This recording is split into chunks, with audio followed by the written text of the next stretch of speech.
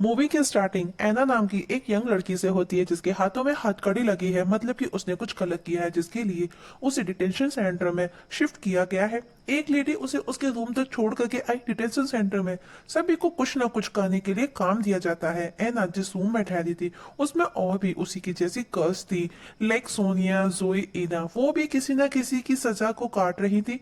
एना को भी उन्हीं के जैसे किचन में काम करने को मिला। एक दिन जीन फर्मेन्यू जो कि वहां का डायरेक्टर है और वो इस सेंटर को मेंटेन करता है, जीन एक लड़की को बताता है उसकी बेल के लिए डिनाई कर दिया गया है। एना उन दोनों की बातें सुन लेती है। कुछ दिनों के बाद में जस्टिस मिनिस्टर विजिट करने आया वहां सेंटर में, जिसके लिए सभी बिजनेस को उनका वेलकम करना था। उनकी हेड ने सबको पहनने के लिए ड्रेसेस दी। एना को आखिर में सबसे ज्यादा फर्स्ट ड्रेस हाथ लगी, पर उसने उस ड्रेस को इस तरह से फाड़ करके बना लिया कि वो उन सब में सबसे ज्यादा अट्रैक्टिव लग रही थी और जीन भी उसकी तरफ अट्रैक्ट हो रहा था। नेक्स्ट डे जीन एना से वापस मिलता है। एना उससे पूछती है कि क्या वो उसके बारे में जानता है। जीन ने कहा थोड़ा बहुत। एना जीन से अपने फेवर के लिए बातें करना शुरू कर देती है। जीन एक फैमिली मैन है, उसकी लविंग वाइफ एलिस और चीयरफुल बेटी लुइस है। एलिस जीन लुइस का शो देखते हैं। शो के बाद में वो लुइस की टीचर से मिले। टीचर ने कहा लुइस के क्लासमेट उसे परेशान करते हैं क्योंकि जीन बिजनेस का डायरेक्टर है। ये सुनकर के जीन को गुस्सा आया। उसने कहा वो वहां पर सिर्फ जॉब करता है, वो उसकी ड्यूटी है, इसमें गलत क्या है।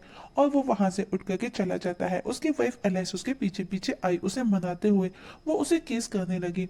वहीं एना की मदर भी एना से मिलने आई तो पिलर नाम की एक लड़की एना के पीछे खड़ी उन दोनों की बातें सुनती है। पिलर मोस्टली सभी को परेशान करती है। एना मदर ने बताया जब से वो यहाँ पर डिटेंशन सेंटर में आई है उसे कोई बात नहीं करता।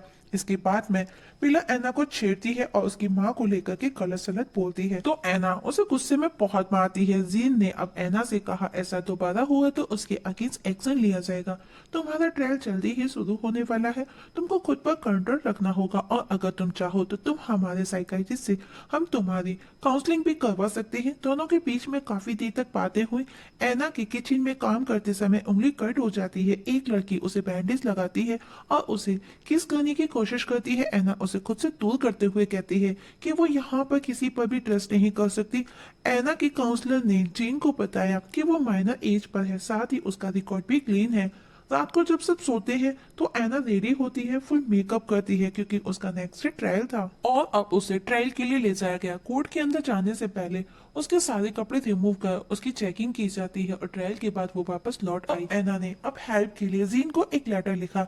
जीन एना से मिला। उसने कहा अगर वो अपील करती है तो उसे 9 साल से ज्यादा की सजा नहीं होगी और 9 साल बाद जब वो जेल से बाहर निकलेगी तो 25 या 26 की होगी। वो वापस से अपनी लाइफ की एक नई शुरुआत कर सकती है। और अब जीन एना को किचन की जगह कंप्यूटर बेस्ड वर्क देता है जिसमें उसे प्रिजन के मेंटेनेंस की देखभाल करनी होगी। जीन को एना का काम पसंद आता है और उस दौरान उसका हाथ एना के हाथ से टच भी हो जाता है।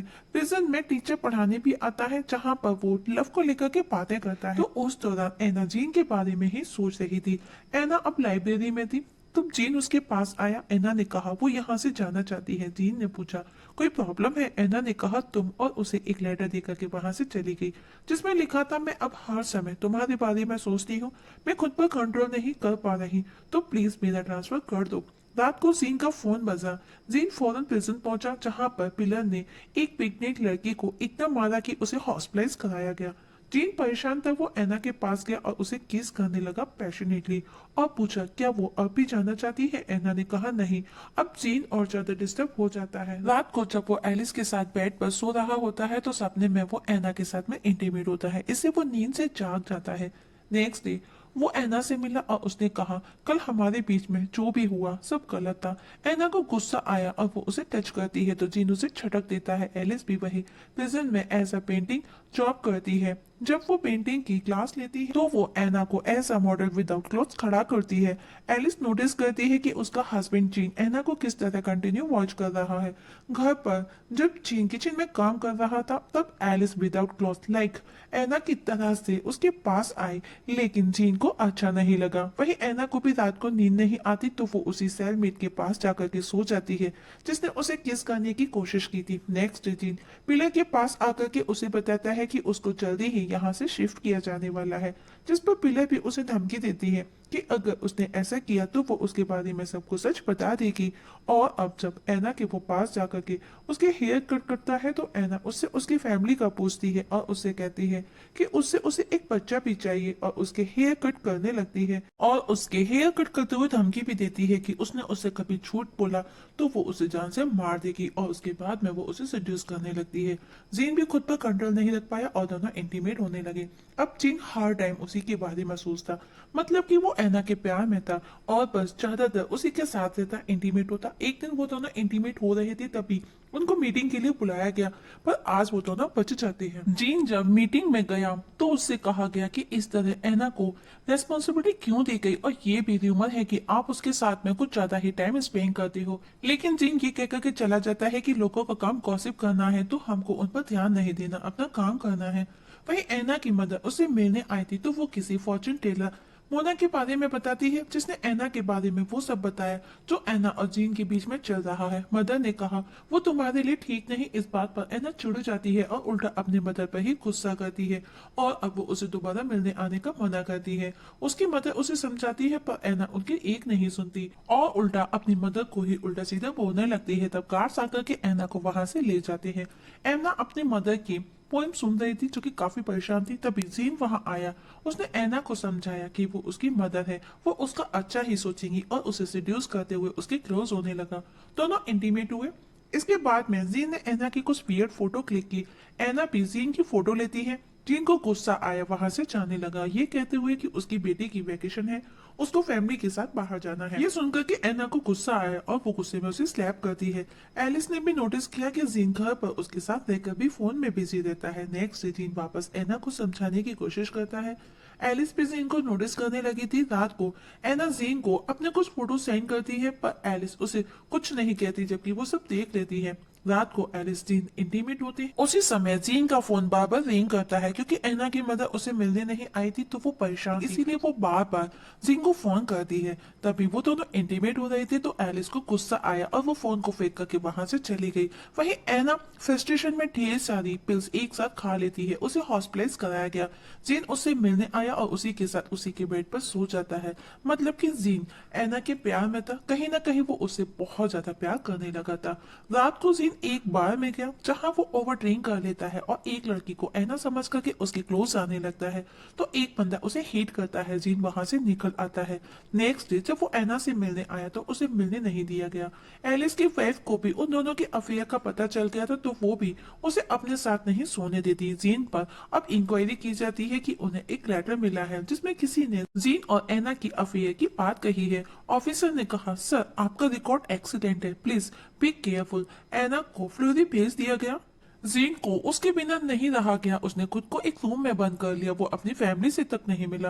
वो उससे मिलने की हर कोशिश करता है पर वो मिल नहीं पाया। आखिर में वो ऐना के मदर के फोन कॉल के थ्रू ऐना से बात करता है। ऐना को वो मिलने बुलाता है और एक आलिशान होटल में लेकर के जाता है। आज वो दोनों लगभग एक महीने के बाद मिले थे तो दोनों पैशनेटली इंटीमेट होते हैं। ऐना ने बताया वो अपनी लाइफ की नई शुरुआत करना चाहती है। जीन ने कहा तुम्हारी सजा जल्दी ही खत्म होने वाली है, उसके बाद में हम दोनों एक साथ होंगे। इसके बाद में उसने ऐना को एक फोन कार्ड खरीद करके दिया ताकि वो बात कर सके। जब वो घर लौटा तो एलिस उसे समझाती है कि जब वो बाहर निकलेगी तो वो तुम्हारी शक्ल तक नहीं देखेगी।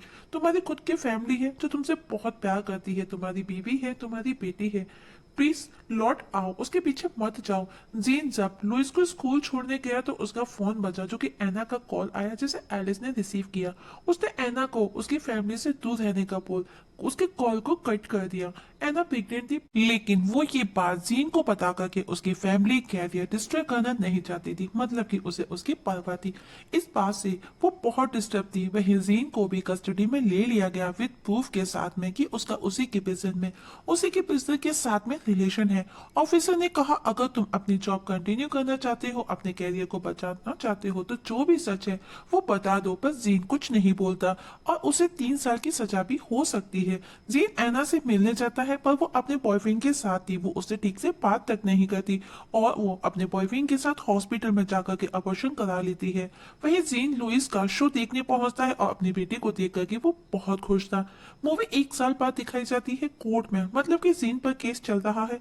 जीन का वकील कहता है तुम बच सकते हो पर एक शर्त पर कि एना ने तुमको मैनिपुलेट किया। अगर ये बात साबित हो जाती है एना की सजा भी खत्म होने वाली है। एना भी कोर्ट में आई, दोनों कोर्ट में बैठे एक दूसरे की तरफ देख करके स्माइल पास करती हैं और इस जगह मूवी की एंडिंग हो जाती है। दोस्तों आप लोगों से एक छोटी सी रिक्वेस्ट है, अगर आप इस चैनल पर नए हैं तो प्लीज सब्सक्राइब करना ना भूलिएगा। वीडियो पसंद आए तो लाइक और शेयर भी कर दीजिएगा। वीडियो देखने के लिए थैंक यू सो मच।